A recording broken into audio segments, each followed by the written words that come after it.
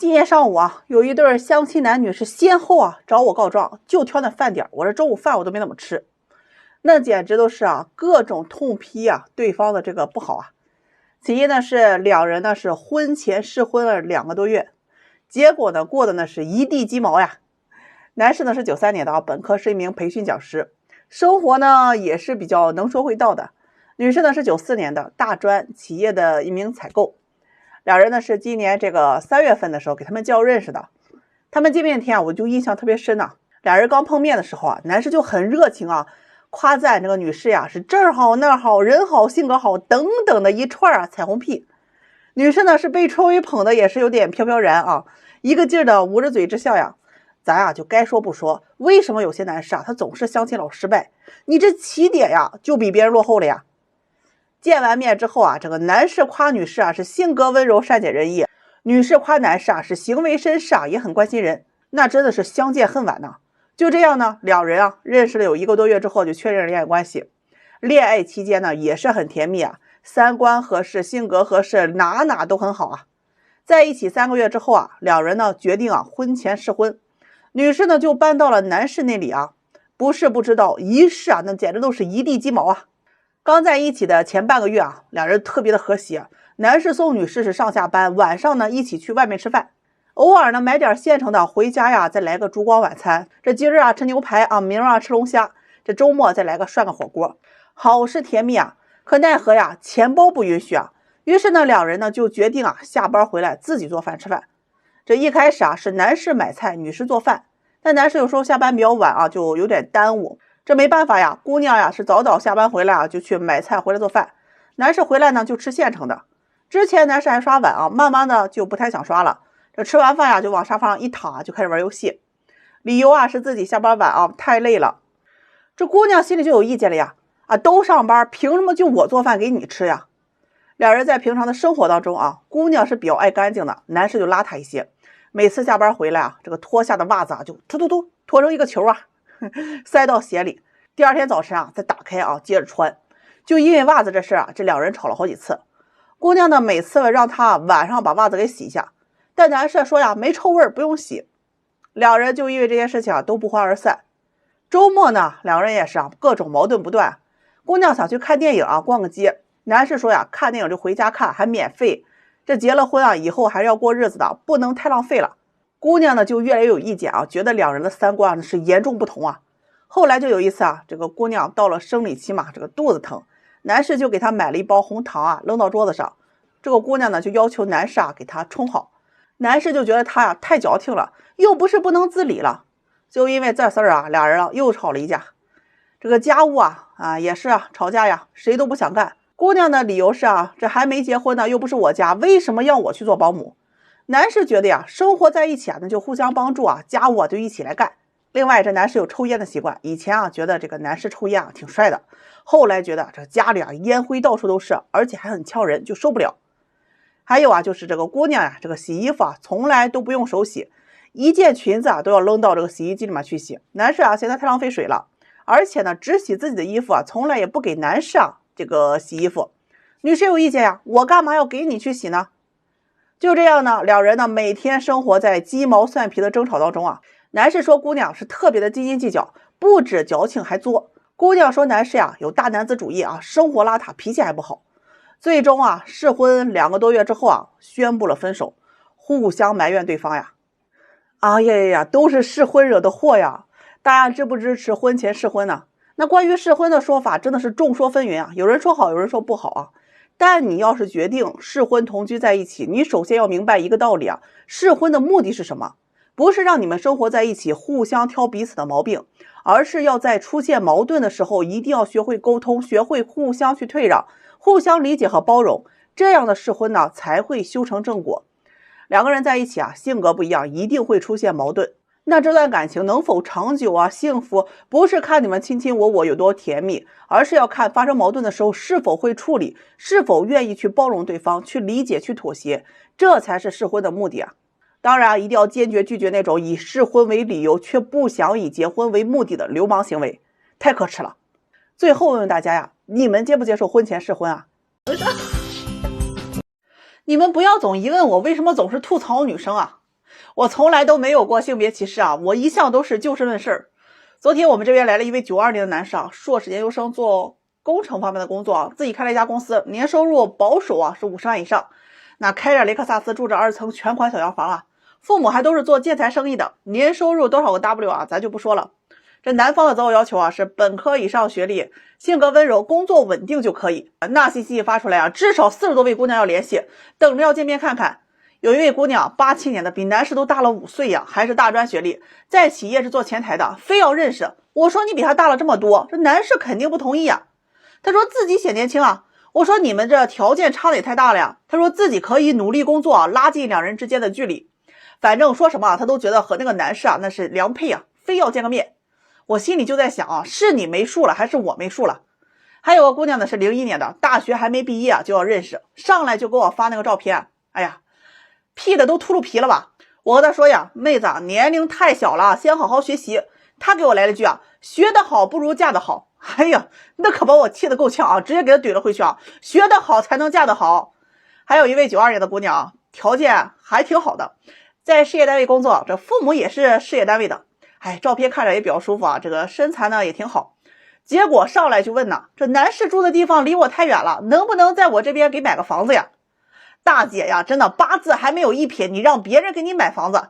他说啊，我自己条件也不差，我的前男友啊都抢着给我买呀。如果一个男人不愿意付出什么，怎么娶老婆？你看看呀，这是做梦没睡醒啊，梦游梦到我这儿来了。30多岁的人了，怎么这么异想天开呢？我的王八肯定又没看好门啊！你图人家条件，还得让人家跪舔你，你咋那行嘞？后面他直接就跟我说呀，那如果男士不愿意在我这买房，那就算了，我不认识了。接着还有一个94年的姑娘啊，是我觉得还算是蛮合适的啊。初中语文老师，外形条件都不错，这父亲也是公务员，母亲是医生，还比较门当户对。这个姑娘呢也觉得人家男士啊很优秀，也很想认识。这一开始沟通啊，这个话题啊还是比较正常的，后面画风啊是直接不一样了呀。这男的怎么30了还没对象呀？哎呀，个子有点矮呀，长得也不是很好看。这父母做生意也一定很忙，他没有父母的陪伴，这心理是不是有问题啊？性格是不是不好啊？他赚多了钱是不是容易出轨呀？哎呀，这些问题直接是让我目瞪口呆，无法回答呀。你们都问我为什么吐槽女生，你看看好多女生来找对象啊，上来就是要车要房，还得全款，还得市中心，年薪6位数打底，最好7位数。这除了物质条件好呀，还得要求啊男人情商高，有感觉，有眼缘，有上进心，能懂你，能体贴你。哎呀，真的做优秀男人好累啊。你说你条件行也行啊，关键是你条件他也不体面呀，一辆桑塔纳总想往奔驰 4S 店里做保养，那谁能待见你呢？门都不让你进吧。你们说说，我还能吐槽谁呢？条件差的男人择偶要求基本都是啊女的活的，条件好的男人啊有实力的，人家光选择就忙不过来了。反观好多相亲的姑娘是一点都看不清楚自己是哪个阶级的。我劝那些姑娘啊，你们啊尽早是在相亲市场上多走走啊，带着镜子好好看看，比你优秀的多了去了。整天还鸡蛋里面挑骨头，是这也要那儿要，这不行那不行的。90%的姑娘就盯着那10%的男人啊，你让我天天吐槽我都说不完的呀。我已经很克制自己了啊，所以呢以后啊你们别管我吐槽谁，谁不对我说谁。我那些王八兄弟们啊，天天和我在一起混的都恐女了，恐的是那些啊不自知异想天开还双标的女人。今天给大家分享一个相亲成功的故事啊，拯救一下那些听我视频比较迷茫的心灵们啊。上午呢有一对情侣啊来给我们这个送喜糖，他们上个周是刚刚领了结婚证啊，婚期定在了下个月。跟他们聊了一些之后啊，我还是有很多感慨的，就是幸福一定是双向奔赴来的。那我给大家分享一下他们的相亲过程。最开始啊是这个姑娘先来找我找对象啊，应该是去年11左右吧，身高大约在165上下啊，很瘦，戴个眼镜，不太爱打扮，但这个面相啊特别秀气。父母呢都是农村的，是一名小学老师。他来找对象就是想找那种和他门当户对一点啊，这个男方工作在事业单位啊，人品好的。我记得在前面呢给他介绍了2位，这第一位呢可能是觉得他是小学老师嘛，这活有点累啊，就没太同意。第2位呢是觉得这个姑娘家是农村的，父母没有社保，也给拒绝了。这第3位呢就是现在这个老公啊，男士是92年的，在区政府上班，工资不是很高，但是小伙子呀性格稳重，脾气也很好。2人第一次见面呢，虽然没有太深的这种感觉啊，和大家其实都一样的，只能说不讨厌也不喜欢，就尝试交往看看嘛。简单加了个微信之后的一个周末呀，男士啊就请这个姑娘出来吃饭，吃海底捞。这姑娘呢答应了，但是却说自己想吃那种自助的旋转小火锅，就是围个大圈上面什么菜都有。男士听了就觉得有点不太上档次然后姑娘却说这有啥能吃饱就行，咱俩就聊聊天认识一下嘛。于是这第一次吃饭呢，两人一共花了有70多块钱。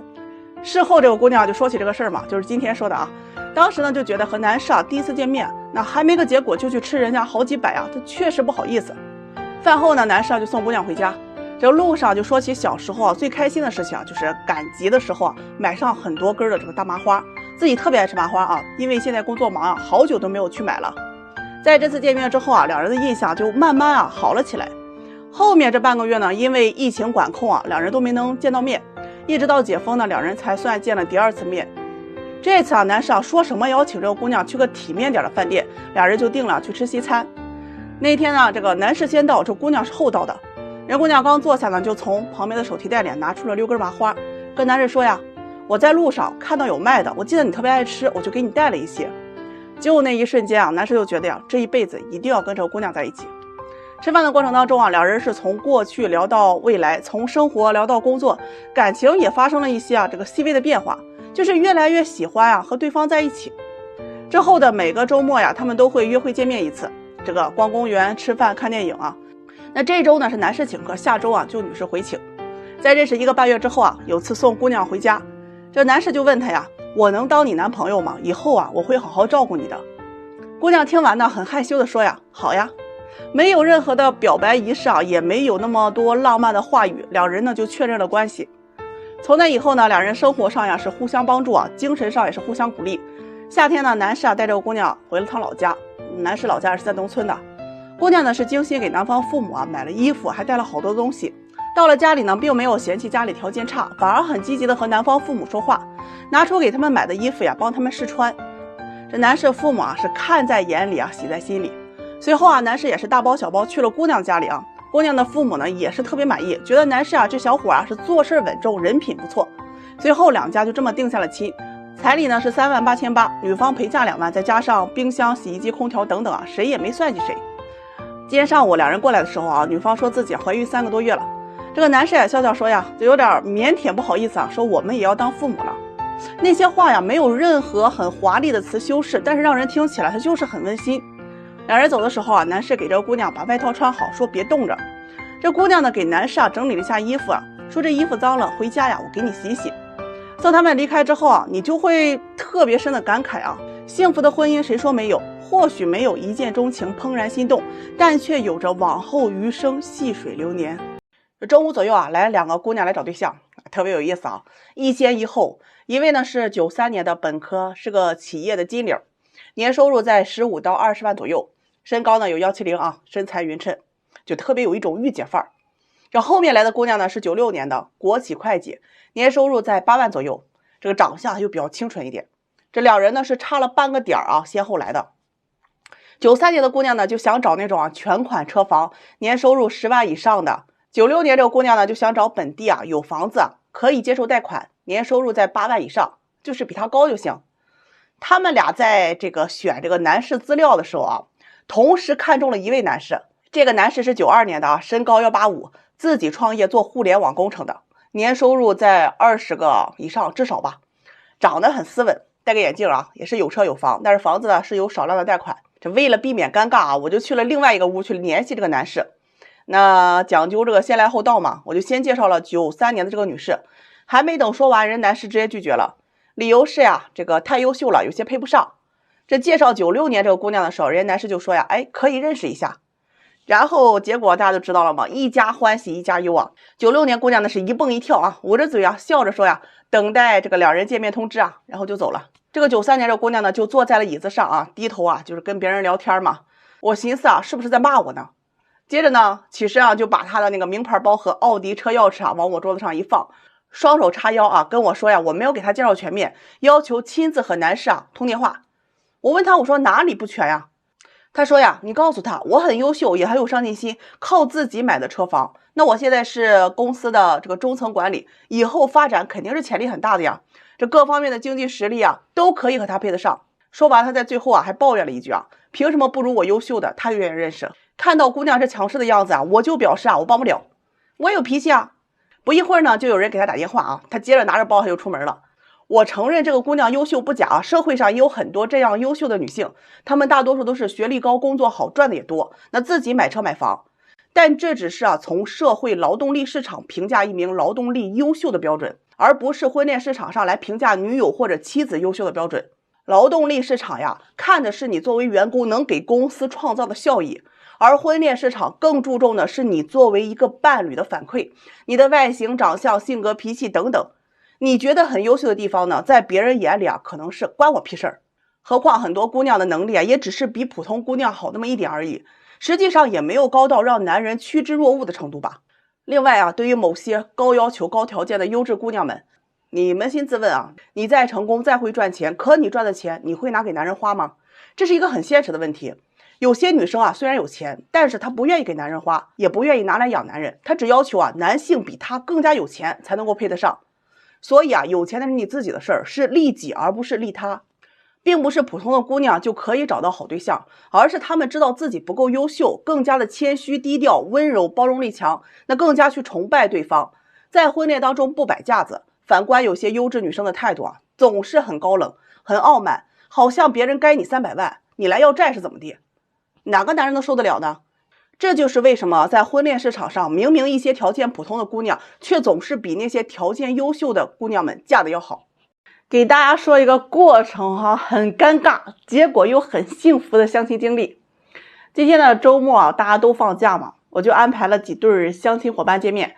这其中就有一位姑娘95年的在国企工作，这个个子不算高，长相甜美可爱。跟她相亲这个男士呢是94年的，在央企上班。这两人呢就约在了今天中午要见面相亲的。原本呢男士的意思是去接这个姑娘但人家女士呢可能不想男士麻烦就说自己去打车过去。中午呢男士是早早就到了约定的餐厅，女士那边是原本准备打车的，但是一看吃饭的地方离自己家那么近，打车又特别浪费钱，起步就要小10块了，这个等公交呢又慢，于是呢他就骑着他妈妈的电动车去餐厅。这个电动车就是那款特别老的那一种，用了10多年了，你就能想象到这个新旧程度了。电动车骑起来就发出那种嘎吱嘎吱的声音，走路走边上都能听得到，而且那个车闸还不太好使这到了餐厅这个姑娘就找了个偏僻的地方停车，怕被男士看见嘛，毕竟人家姑娘这个面子薄。这进去餐厅就给男士打电话，看到男士在角落里等他了，就这样两人呢就顺利的见面了。吃饭过程呢也算是比较顺利原本的男士想点4、5个菜，但是这姑娘呢就觉得有些浪费就要了2个菜1个汤，一人呢1碗面条就吃了起来。这个男士就通过这一点就对这个女士的印象特别好。两个人呢从工作聊到生活，聊到这个家常姑娘呢也是越聊越开心。男士这边也特别绅士给女士又倒水又夹菜，也是嘘寒问暖。原本呢想着一切都是很顺利的，回家之后两人就慢慢发展感情嘛。老天爷他一般都不太会随你的心意。接着就发生了很尴尬的下面这一幕。这吃完饭男士说送姑娘回家，这姑娘就想着哎呀我电动车还在外面对吧，赶紧就说不用了不用了，又很好面子的就说自己叫车了这车等会儿就来。就这样呢，男士是先走，女士在店里去留意着男士走了之后就赶紧出门去找自己的电动车。饭店门口是有那种停车的这个门禁杆的有车的大家可能都知道，就是车出去都是要扫码交费的，在门禁杆旁边有一个这个行人可以走的通道。这个姑娘就骑着这个电动车裙子全部挽起来，坐在屁股底下伴随着这个车子嘎吱嘎吱的伴奏。刚刚骑到门禁杆的边上就听到一个男士给她打招呼，我们又见面了呀。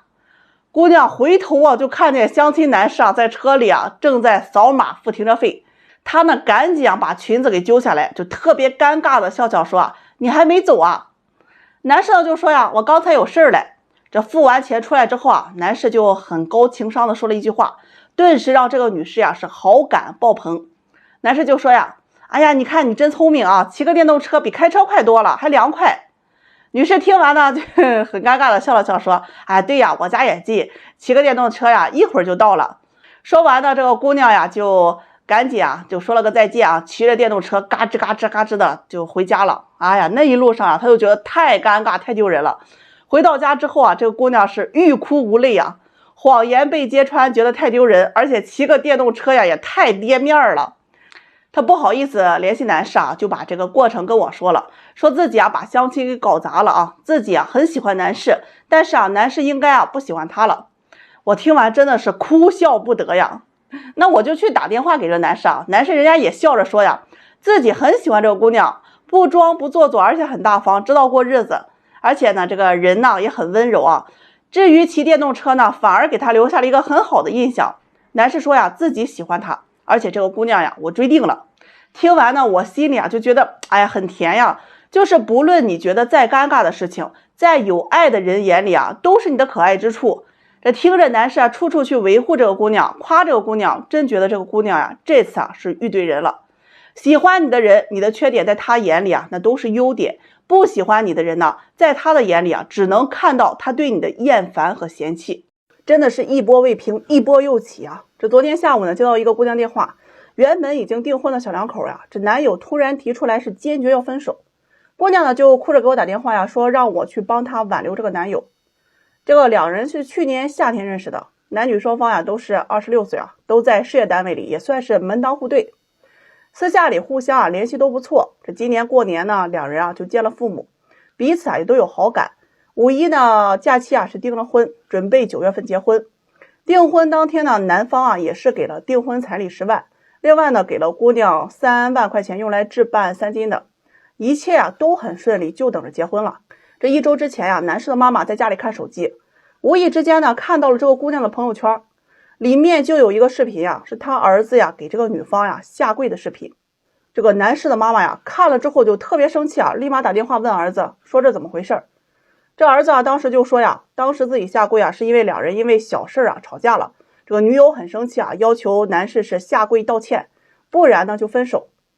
所以男士为了挽回感情呢才下跪磕头道歉。至于拍摄视频一事男士就表示自己根本就不知道，也没有看到这条朋友圈，因为女友是背着自己发布出去的，并且是屏蔽了他。男士的妈妈就非常的生气要求男士立马跟女友分手，不管是否订婚，坚决不能在一起。小两口闹归闹，但是视频发布到网上，这就是另一码事儿。这当天晚上男士妈妈就打电话给这个姑娘说自己看到视频这个事情了。起初呢，姑娘也觉得没有什么事情，只是解释两个人就是开个玩笑而已。随着争议越来越激烈，这个女士就直接说自己发不出去怎么了，又没有少她1斤肉，至于这么斤斤计较吗？男士妈妈听完之后就坚决表示两人必须分手，就这样挂了电话。这个姑娘就特别委屈跟我联系说不就是一个破视频吗？有必要闹成这样吗？都已经订婚了还要去分手，心眼太小了吧。我接着呢就电话联系了男士和家长男士那边的回复就是坚决要分手，包括男士本人也觉得女方背着他发布这个下跪视频这个事儿做得太过分了，他自己就有点受不了。姑娘听完他们的回复之后是越来越生气，不停的打电话给这个男士，说如果不结婚的话，彩礼钱我1分不退。挂了电话之后呢，姑娘就开始跟我哭诉自己并没有做错什么，为什么要这样对他。知道事情的来龙去脉之后我就对这个姑娘说，姑娘，这段婚姻你是真的挽回不了了。他能给你下跪是因为他放下尊严去爱你，但是你却践踏他的尊严去炫耀他爱你。这段婚姻呢，你确实不配。如果你是我的女儿我会恨不得打你一顿，教育你做人没做好。如果男士是我儿子，我会打他一顿。一个大男人了，这么不争气，性格懦弱也就罢了，还眼瞎，是个人就想领回家。你是不是有揍？最近找我许愿的伙伴们是越来越多了，那许愿池里面的王八他都听不下去，都离家出走了。今天给大家分享一个征婚信息此条视频呢，无房无车身高不够的男士们得罪了请绕道而行，因为这条征婚呢跟你没关系。一位远在成都的姑娘跨越了半个中国 IP 找到了我。这个93年的本科学历，从事设计工作，身高不到160，身材有点丰满吧，外形呢不算男士很有眼缘的一类。他就给我发信息问了我一个很深奥的问题，也是困扰他多年的问题就是他为什么嫁不出去。相亲呢有4、5年了，就是找不到。那他的择偶要求跟我一说完我就明白了这哪里出了问题。经过他本人同意呢，我分享出来给大家念一下。这征婚信息啊如下：身高180以上，体重140到160斤，年龄在28到32岁之间，市区有房子，面积呢不低于100平，且没有贷款。如果有贷，必须婚前还清，父母健在，且不能超过60岁。双退休，就是两人都有退休啊。男方必须为独生子，全日制本科学历，函授勿扰。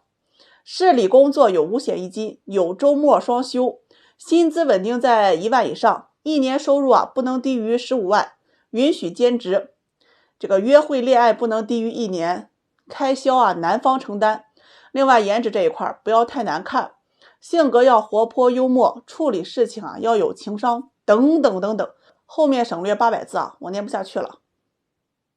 作为红娘呢，我应该心地善良，有耐心。对待这样的要求啊，一定啊要体现出我的爱心来。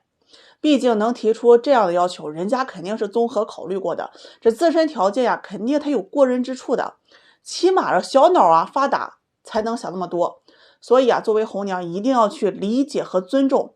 谁让我选择了这个行业呢？何况咱还是心理咨询师，所以更应该啊体贴入微。俗话说呀，忍一时风平浪静，退一步乳腺增生啊，都是女人，凭什么让你？你看看你的条件一出来，那不就是天方夜谭吗？说你青蛙想吃天鹅肉，都是抬举青蛙了。整天问我为什么为什么？你看看全国下来能有几个人符合要求的？这王思聪年龄都超标了吧？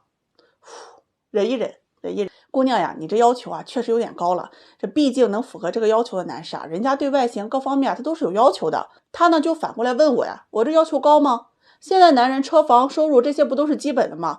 那其余条件我不就是要求个家庭条件之类的？我呢就反问这个姑娘，你为什么找到我呀？她说呀，我看你的粉丝呀是全国各地的都有，要是啊这个外地啊有优秀的男士啊，年薪几十万，能帮我安排工作的，有车有房的，那我也可以考虑。本地的红娘给我介绍的都不是很好。哎呀，我就纳闷了，这个姑娘脑子里面装的是浆糊吗？怎么就想不开呢？现在的问题不是你要找什么样的，而是什么样的能够接受你。这男人相亲啊，多数啊都是先看颜值和年龄的。那你不具备一定的优势，那我们就要放低要求。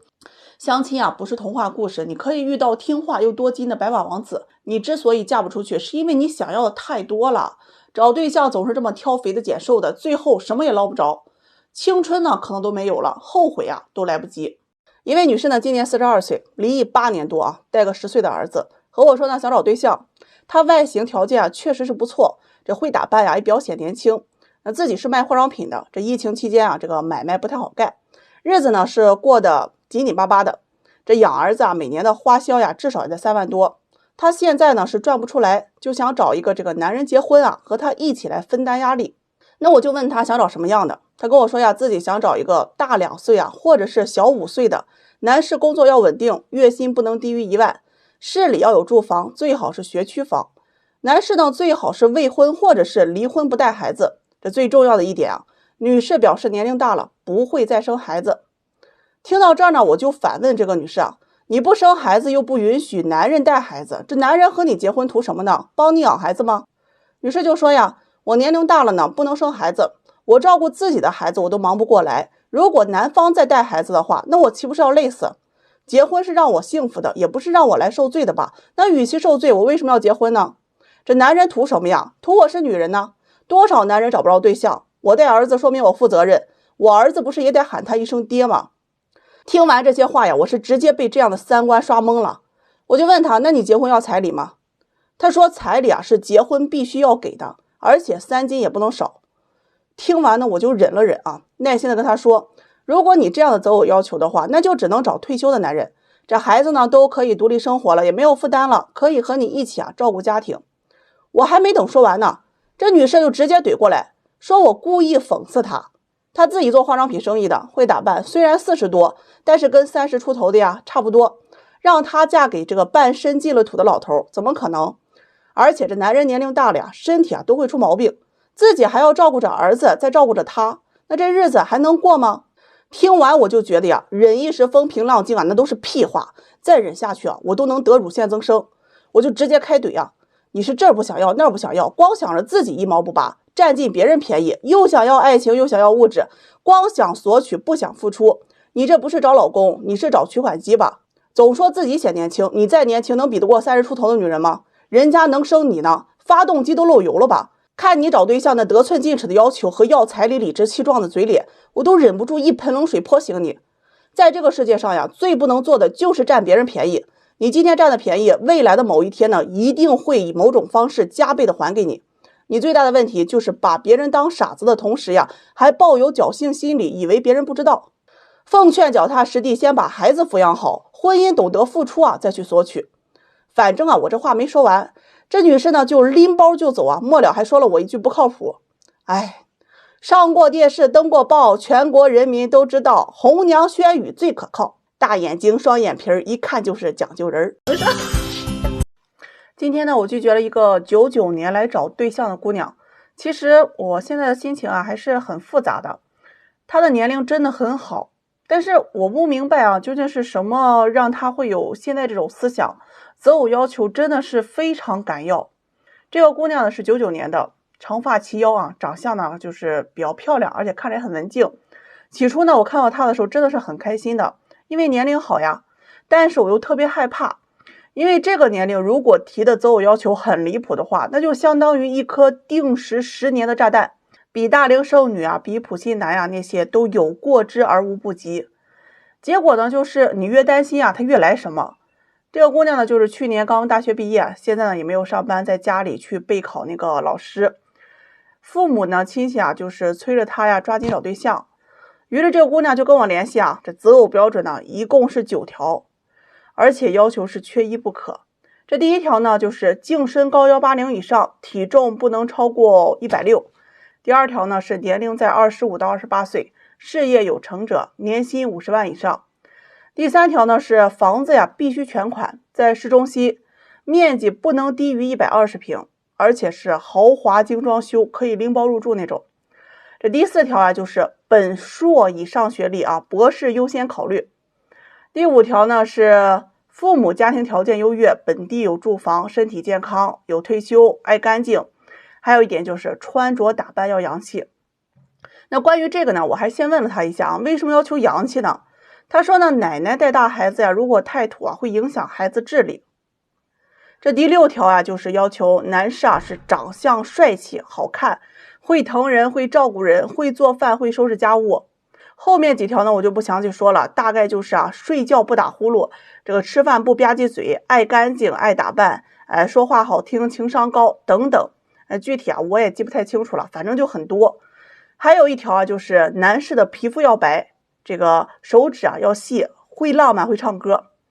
以上这些要求是缺一不可呀。我听完当时的表情都是蒙住的，就是在现场我待了真的是有2到3分钟。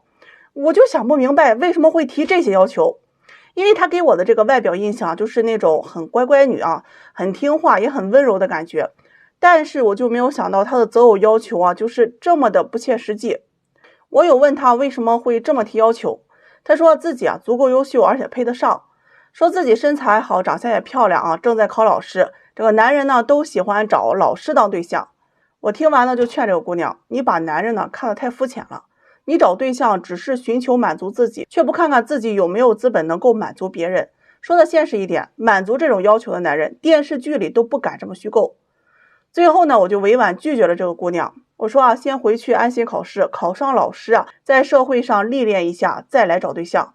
最后我想说啊，不论任何人来找对象，你只有先看清楚自己，才会看清楚你的婚姻。最后保佑啊，所有的这个小精灵们，你们许愿的时候一定要切实际一点。